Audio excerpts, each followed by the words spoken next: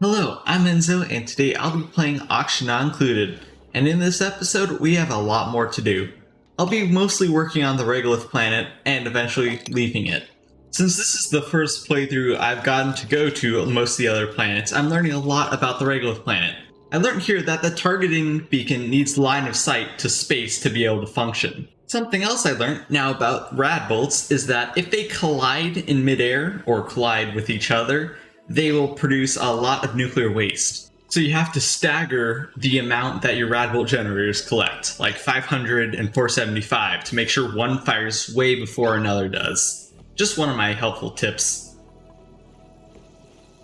Back on the regolith planet now, I finally discovered what was in this little structure here. A neural vacillator and some artifacts that we can uncover.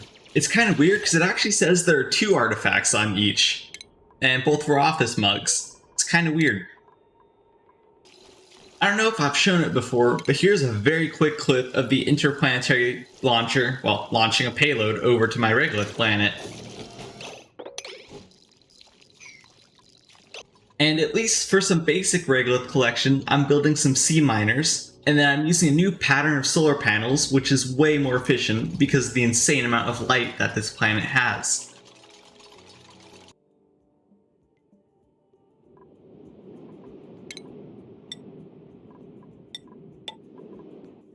I also kind of forgot about the Trailblazer modules, and I eventually deconstructed them to make some more steel and to make room for more batteries for the rocket.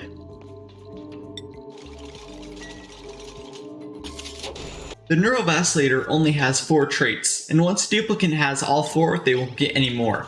Meaning I'm going to give this to Rito this time, because Darkness already has all 4 traits. Unfortunately, he just gets regenerative, which is pretty much useless. And because I haven't planned out a base for this planetoid yet, at this point in recording at least, I uncovered the steam geyser for some reason. So, like on my early playthroughs before Spaced Out, on the regolith planetoid, or at the surface of the planet, I would always have a alarm, as we can see here, telling me when meteors come, so that I can close the doors. I will automate it eventually. And I thought building a steam room would be a good idea. I forgot that these overpressurize very quickly. My bad. And meanwhile, on the main planetoid, I'm working on vacuuming out the oil biome. It's just filled with sour gas and carbon dioxide, stuff I really don't want. I'm just going to vent it into space. I'll use the oil biome later to collect more oil and eventually get some petroleum boiling going.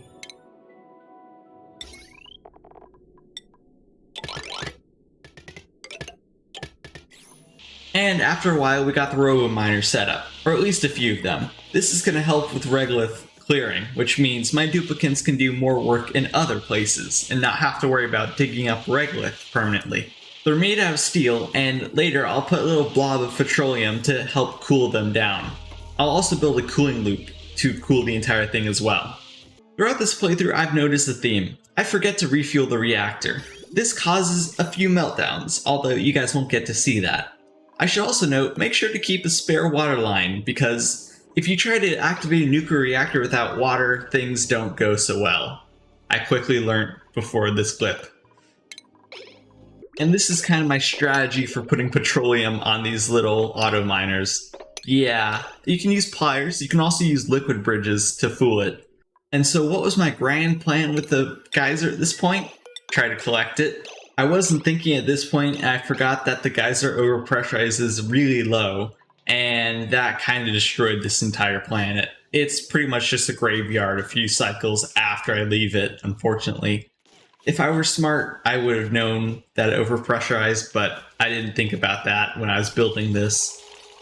And for some reason, I don't even know why, I'm using gas as the cooling loop. I mean, it'll still work over time, but petroleum is better. It's also way better because you can have up to 10 kilograms of liquid per pipe segment instead of just 1 kilogram of way less conductive, with way less specific heat capacity gas. Not to mention, you can only use raw metal, steel, and thermium as your radiant gas pipe segments, not refined metals.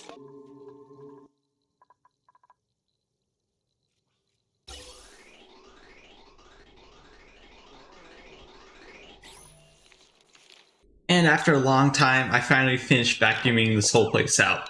I could have used normal pipes because they would have just been destroyed anyways, but I kind of forgot about that.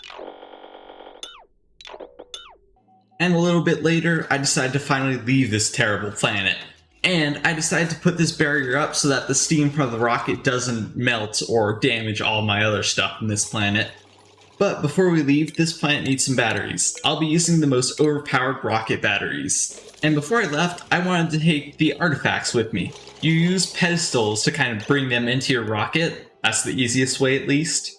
Also, you might see some uranium on the floor. I did plan to put a nuclear reactor on this planet, but I forgot about it and I wanted just to leave this place. Mostly because we were running out of water and oxygen. If your duplicants use a Trailblazer lander, they're removed from the crew of the ship, meaning they won't be allowed in if it's set to only crew. This is why Haruna and Rito were stuck outside until I finally remembered to put them back on the crew list. And hopefully I will not be back to this terrible planetoid for a very long time, until I start to run out of filtration medium. Then I can come build a base here and deal with it. Until then, goodbye, annoying planetoid.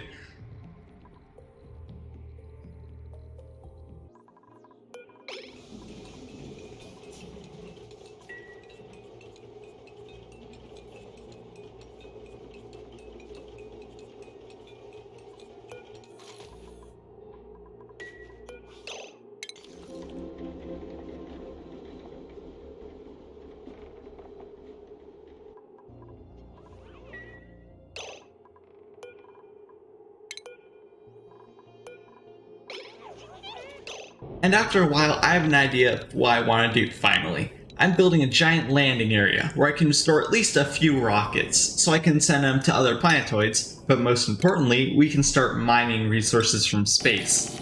I haven't done that in this DLC yet, and it's insanely important. Using the natural tiles mod, I built a layer of coal tiles. This is very important because they'll get melted into refined carbon, and refined carbon is one of the few resources that can stand up to the pure heat that rockets produce. And it's a lot easier than just replacing insulated tiles every so often.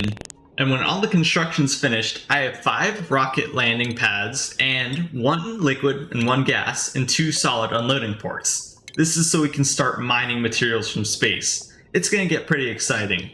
We can also use Radbolt rockets now that we have an infinite source of radiation. That was pretty much the major reason I was holding off on using any other rockets beside Radbolts. My next evolution, of course, will be hydrogen. That's why I made it 35 tiles tall, but so far, a few hundred cycles later, I haven't put any hydrogen rockets on this side of the map. So instead of mining, these first 2 rockets are going to be very important. This one on the right is built for orbital data collection. This type of research can only be gained while in space using plastic as a special research material. So I'll build this and just send it right out to space. The other one is going to be an exploration rocket.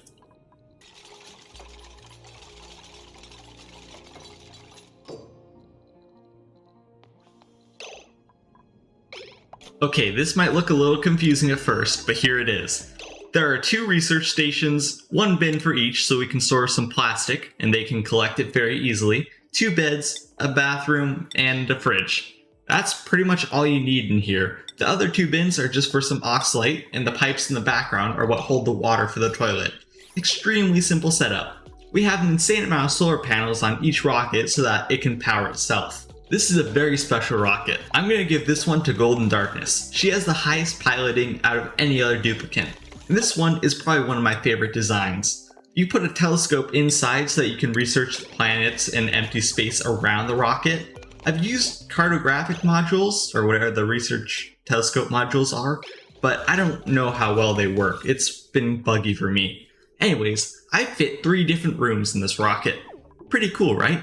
I'll have better designs later, but still, this was huge for me. This gives Golden Darkness a lot more morale.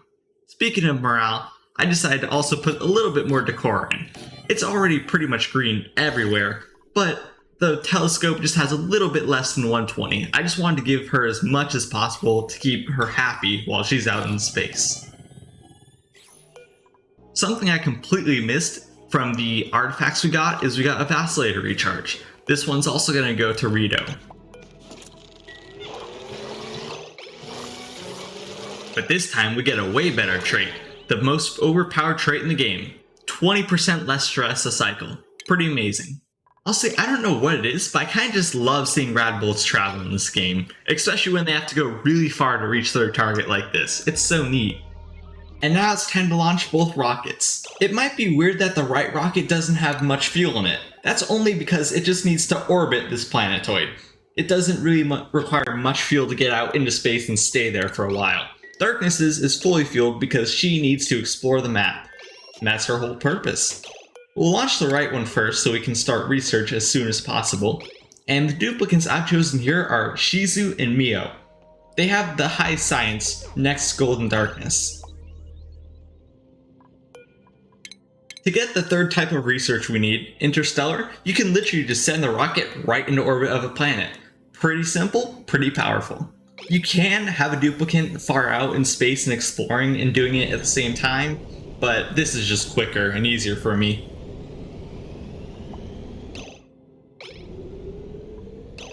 And instead of doing round robin, where the rocket goes and comes back, I'll be manually directing Golden Darkness for most of her trip. I'm going to send her near the bottom of the star map first, just to see what else is down there. Then I'll send her to go discover where all the question marks are and what they are.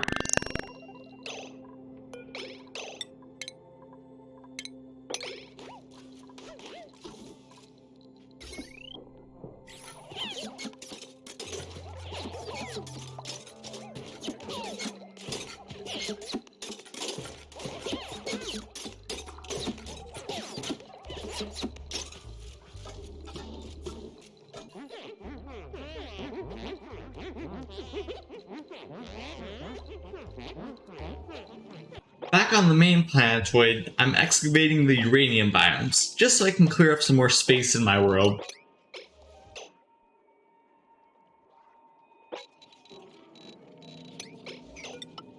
The first things Golden Darkness discovers is this radioactive gas cloud. This gives us a source of uranium, and the small blue thing gives us a cool artifact. Continuing her journey, we find the temporal tear. However, in Spaced Out, it's closed. You have to go to the ice planet, give the opener a crap ton of radiation, and then it'll open. Then you send a duplicate on a one-way journey. This is Russell's teapot. There it is. And this is an insanely important find for us. This is a gilded asteroid field. Now, it's insanely valuable the materials you can get from this, but most important, fullerene. This allows us to make supercoolant, which will be huge for progression in this game. It's a shame I got it so late though. Next to it, we find an oily asteroid field. This is kind of interesting. It gives us frozen methane and carbon dioxide, as well as crude oil. This could potentially be useful later on. While I was focused on exploring, I kind of forgot that one of my water sources had finally dried up. My new water source, the giant water filtration plant I built, was the new one, and I forgot to hook it up, leading to this emergency. But this is oxygen not included. When you have one emergency, another one happens at the same time. My second planetoid's running out of food. I eventually enabled cooking on this planet, which I forgot to do, but still, that was a very close call. I almost had some starving duplicates. Now, I have no clue where the clip for the other achievement, the one where you maintain a certain amount of morale in space, but here I got Radical Trip, the one where you have to send rad bolts a really long distance, combined of course. It's still pretty cool that I got this one. And these two question marks are interesting. The rust could be melted into iron later on, the carbon dioxide's kind of useless, and the other one is insanely interesting. A renewable source of water in space, as well as some extra hydrogen that we could use too. But anyways, thank you guys for watching. I hope you enjoyed this video, and I have a lot more gameplay to come. Anyways, this is going to be Enzo from LookIntoGaming, signing out.